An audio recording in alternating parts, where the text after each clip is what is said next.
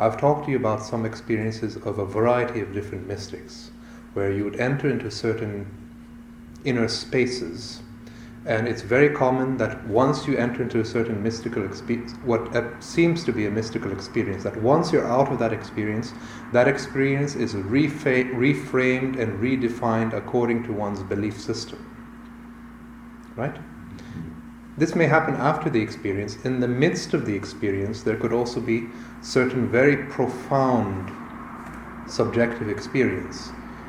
But then too, it's according to the language of one's belief system.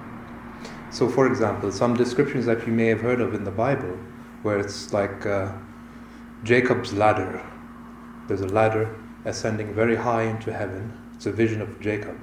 And Jacob looks up into the sky and he sees angels on both sides of the ladder, and at the very top he sees the throne of God in heaven. And this could be don't think that this is necessarily describing something that's metaphoric or just an allegoric. It could be literal in terms of how powerfully somebody can experience a certain subjective, expanded state of consciousness. And we need to be able to find a way to separate the wheat from the chaff, what's valuable and what's not valuable in these profound type of experiences. So, did I mention to you before the concept of mystic psychosis? I think you touched on it a bit. You're familiar with it? Yeah. How can we separate a very profound psychotic episode from a genuine mystical experience? We have to find a way to do this. This is so important because the Sufi may enter into a very profound mystical state of experience. He reframes that according to the Sufi theology. I'm not going to, the Buddhist has his interpretation of the value of his experiences. I'm not going to point the finger and say, this person's right, this person's wrong, these guys are on the right track, these fellows are on the wrong track. However, I will say this, because this singular point needs to be remembered, that we have, in this very vast domain of mystic experience, we have a very wide spectrum of interpretations and opinion about the value of certain experiences. Right? Yeah. And the philosophies that have been created out of these interpretations can drastically vary from one to another. Some are atheistic in their vision, some are more theistic in their vision, some believe that there's an eternal soul being transported from body to body in a cycle of reincarnation. Buddhists don't talk about reincarnation, for example. They talk about rebirth. There is no permanent substance transferred from one body to another body. Rather, it's your karmic tendencies. It's a stream of karma, but without any fixed center of self. That's what's being transmitted from one body to another body. A very different interpretation. So, who's right? Who's wrong? Somebody here must be hallucinating.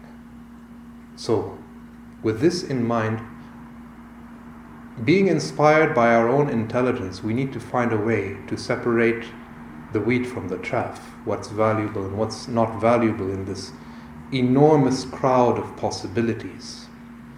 So what would distinguish mystic psychosis from a genuine mystical experience? First, this needs to be grasped. It's unfortunate that this is not a subject that has been deeply studied in a number of mystical traditions.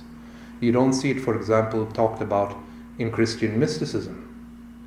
In fact, think of the number of mystics who've stumbled upon certain experiences which they believed was an authentic mystical experience, but because their system didn't create a way to separate psychosis from genuine mysticism, they believed that they came into contact with the absolute truth and that they reached a certain enlightenment. I think the issue is that, I would separate it between true mystic experience, a mystic experience that falls under some type of dogmatism, and then a psychotic experience, psychosis, an experience of psychosis. So there's a slight but one could argue, very important differentiation between an authentic mystic experience and a dogmatic mystic experience, being that the authentic mystic experience isn't kind of tarnished by that superimposition of whatever dogmatism you're using. That dogmatic structure. Yeah. Those two, so the dogmatic mystic experience and the authentic mystic experience do share similarities, whereas comparing those two to an experience of psychosis, it's more of a superficial similarity. So from what I understand, an experience of psychosis is like psychosis will tend to bring you away from the world and within another world that only you have proprietary knowledge to, whereas mysticism tends to bring you in union with the world. Now, at least from personal experience or limited personal experience, I could see how like the mystic experiences that I did have were kind of like just like fountains of like data or information, and I could see how it could be tempting to want to put the onus on something else other than yourself. So whether it be Christianity or Judaism or Sufism or whatnot, because it can be so overwhelming that the ego that's still at play in the person going through a mystic experience will desperately try to label it as something, because to just let it sit there in itself and sit within it is like Yes, and the deep instinctive fear in the human mind of not knowing. Yeah. The very nature of how the ego works is that it strives for a feeling of comfort, security, and protection. It is basically the substitute self that is manufactured by the mind because true knowledge into the nature of the self has not yet been realized. So the alternative is that instead of having a perception which is very deeply internalized in the nature of mind, the only alternative your mind knows is to project your attention externally. So in this external projection, then you're bound as a substitute to start becoming identified with the contents of your experience. The way Patanjali describes egotism, I've always remembered it when I was very early on the path and I was studying very deeply. And when I came across the Yoga Sutras, very early in the first chapter, he talks about the definition of egotism, and I've never since forgotten it because it's such a succinct definition. He says egotism is mistaking what is seen with the nature of the seer. So you see your body, and therefore you attach the concept and the feeling of I, me, or mine. You've created a shell out of your body, a self out of your body. Or you see your thought process and you say, this is my fear, my anger, my joy. The possessiveness over the content of experience. And it's very difficult to transcend this because there's a tribal psychology that's at work. Think the more recent development in the brain, the neocortex at the front of the brain. This is very, very late in the history of the brain. Reptilian brain has much more ancient roots. Fight or flight, kill or be killed, survival of the fittest. And that's why, unfortunately, even in today's semi-civilized world, the principle of the survival of the fittest still appears to be supreme in this world. So yes, what you're saying, so what you've touched on actually is exactly the way you can distinguish between genuine mystic experience and what we can call mystic psychosis. It has much to do with the way that you relate to the experience and what's the role that the ego has to play in this whole structure. Think of how much even more confusing it can be for somebody who's both a psychotic and at the same time very deeply identified with mysticism. That blurs the lines even further. So before we dig deeper into this, I want to tell you a short story. There was this yogi, he was sitting one day, closed his eyes, went deep into meditation. In his meditation, he had a spontaneous vision. He saw somebody sitting in the depths of hell. And the yogi was curious, what has this man done that has taken them into the deepest level of hell? So he opened up the Akashic records in his mind, started flipping through the metaphorical pages of his life. He saw he did so many bad deeds. So frankly, it seemed like this man was deserving to be in the depths of hell. But he came across an incident in his life. Very simple incident. One day the man was walking in the forest. He happened to be looking on the floor. He was about to step on a spider. A moment of compassion arises in his heart and he says, why should I kill this spider? The spider is not a life form which is any less or more important than me. So why should I kill this spider? He stopped himself from killing the spider. The yogi was deeply affected by this. This man has lived such a treacherous life, but on this one point, that has tremendous potential. Because of this singular experience, I believe this man should be taken out of the depths of hell. So, what he did is, he created a spider thread. He threw that spider thread into the deepest level of hell. So the man who was sitting there, he sees the spider thread suddenly dropping down from a high abyss. Then he's so surprised, he says, oh, finally, thank goodness there's a way out. So he got up from his seat, started climbing the spider's thread. And as he was climbing higher and higher, there was all kind of movement below him, vibrations. Being confused, he looks below him, he sees all kinds of mad and demented beings also desperately wanting to rise out of hell. So the man yells very loudly, he says, stop, this thread is mine.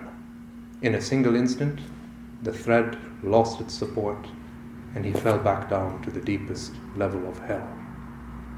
Just as he was rising, finding an escape from misery, from a world of suffering, just a single instant,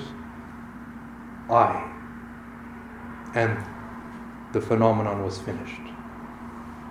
Mystic psychosis and genuine mystic experience depends largely on the way that, first, what is the role that egotism has to play, and how is it oriented, how does it frame itself in a vaster horizon of consciousness.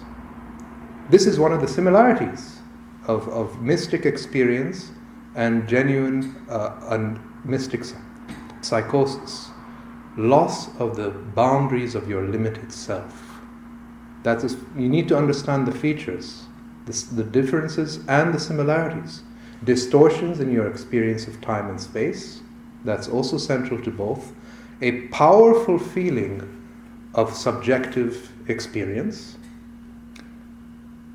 Also what you can call neosis. In both cases, you feel like there's a very powerful and meaningful message that's being transmitted. So all these things are common to both mystic psychosis and the mystic experience. Feeling like as if the dividing lines of your dualistic seeing, the observer and the observed, those dividing lines are dissolving.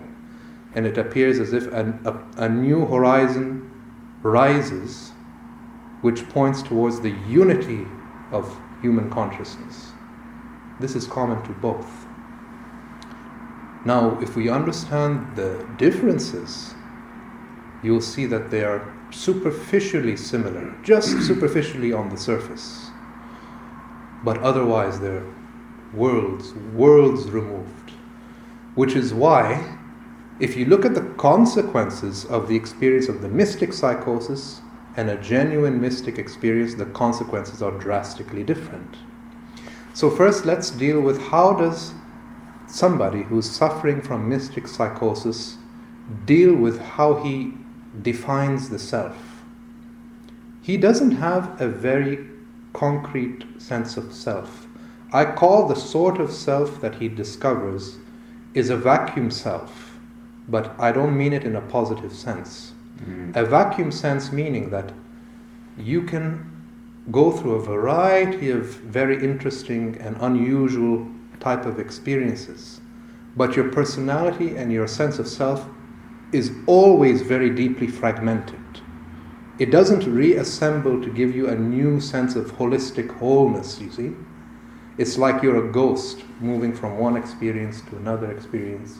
And this is often accompanied by tremendous fear and anxiety.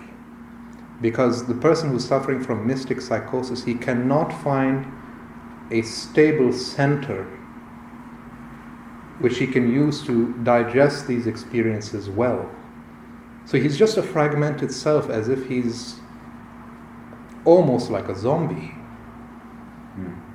So he passes through a variety. It's often accompanied by great anxiety, great fear, because he doesn't know how he can adapt to change. So what he does is that in this enormous web of fragmentation, he desperately clings to any small fragments he can find that can give him an orientation. But even those fragments are like faint, distant voices, and they too fade away. So he's constantly fragmented. And that's why the consequence of someone suffering from mystic psychosis is it's almost impossible for him to be integrated in the world. That's one thing. How does the mystic and the psychotic respond to change? The mystic welcomes change. He embraces it with an open heart because he knows change. In change, there is a challenge. In change, there is a possibility of your intelligence being exposed to new realms of learning. And he welcomes that warmly. In fact, change is just another expression of his own original face. So what's there to be afraid of in change? It's Buddha nature. It being Buddha nature, there is no dualistic separation between myself and the nature of change. Like the Greek philosopher Heraclitus, he says, you can't step into the same river twice. It's not like you're even moving with the stream. You get my meaning? You can say the mystic is moving with the stream. That sounds true, but moving with something still suggests there's some resistance. You are the stream. You're not moving with the stream. You are the stream. It's not like the stream is carrying you. You've dissolved just like a drop of water merges into the ocean. You become the ocean. So that's one major difference. The second difference is that the mystic psychotic has a tendency to exaggerate the meaning of experience according to his limited framework, which gives him a more solidified self-centeredness. So he may suffer from common delusions like feeling he's omniscient, like he's a god. He's omniscient. He's all-powerful. And in fact, it's very revealing that if you look in some descriptions in Jainism about what are some of the characteristics of an enlightened being, they actually mention those two features. He's omniscient and he's omnipotent. Really. Verified, do research.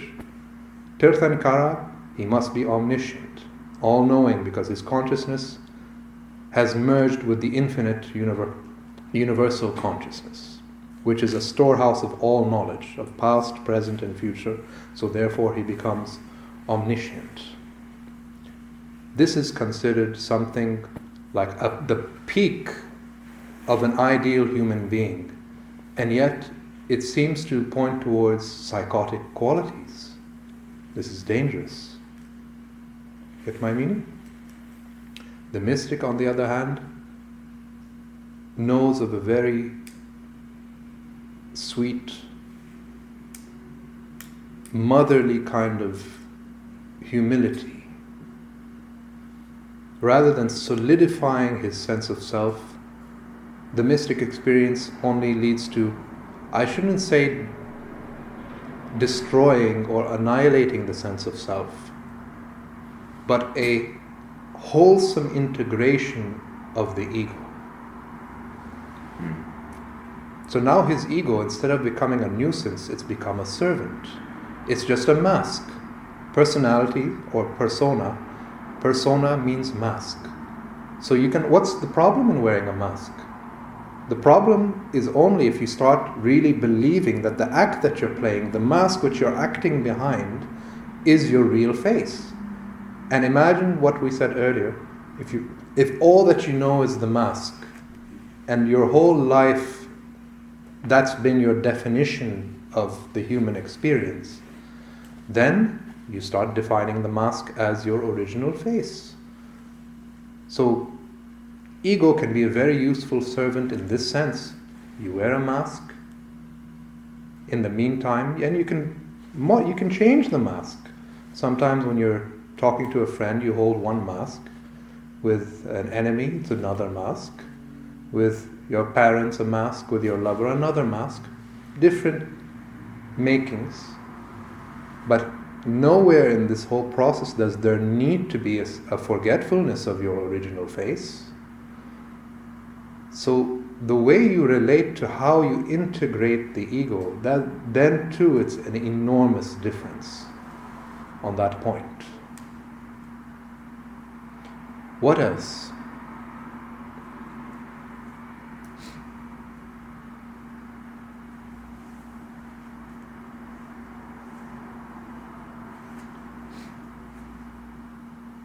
Equanimity.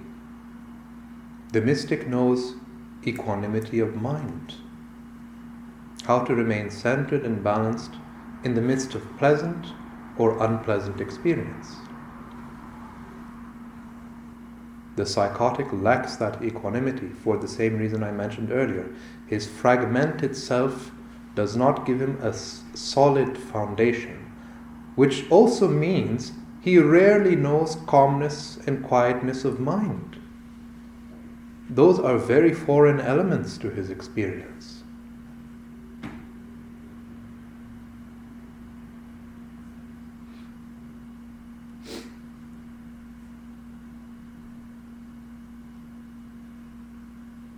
This is why it's so important to learn what it means to be intoxicated in experience and at the same time not identified with that intoxication. Tantra is what I admire about Tantra, and in some traditions there may be some shortcomings and problems with Tantra. Some people use Tantra as an excuse for hedonism, just blind indulgence in the pleasures of the senses in the name of spirituality. But what I admire about Tantra is contained in one of the maxims that is expressed. The poison that kills, it becomes the elixir of life when it's used by the wise. So normally intoxication and attachment are synonymous for most common human experience. But in Tantra they can be separated. If you learn this one singular phenomenon, how to be in immense, powerful subjective experience, but minus the identification of the ego. If this can be somewhat mastered, then you acquire a tremendous mental flexibility which is also safe at the same time. Because as you enter deeper and deeper into yourself, and there's a more facilitated communication between the conscious mind and the contents of the unconscious that are hidden in darkness, you will have to get into the habit of confronting your darkness. Right? Nietzsche says, unless you first go to hell, you cannot enter into heaven. What does he mean by that? First, the darkness in human nature has to be purified and flushed out. How will it be purified and flushed out unless you confront your darkness? Confrontation of darkness, it means conscious expression. Conscious expression of your darkness. that can be destabilizing, extremely destabilizing. Imagine you confront some of your darkness and then you get identified with it. You experience Satan, a being that appears to be the very epitome, the very essence of a sadistic, malicious consciousness, let's say. The spirit of the devil within me, within you, within every mind, inherited centuries of human experience. And you get identified with that. Or you get identified with the polar opposite, Supreme Being. There's value in the experience of what some people call a Supreme Being. But the difference between what I'm saying and, let's say, a Christian saint or a Sufi mystic is that they will assign an objective reality to that Supreme Being. For me, it's just an archetype of your own unconscious.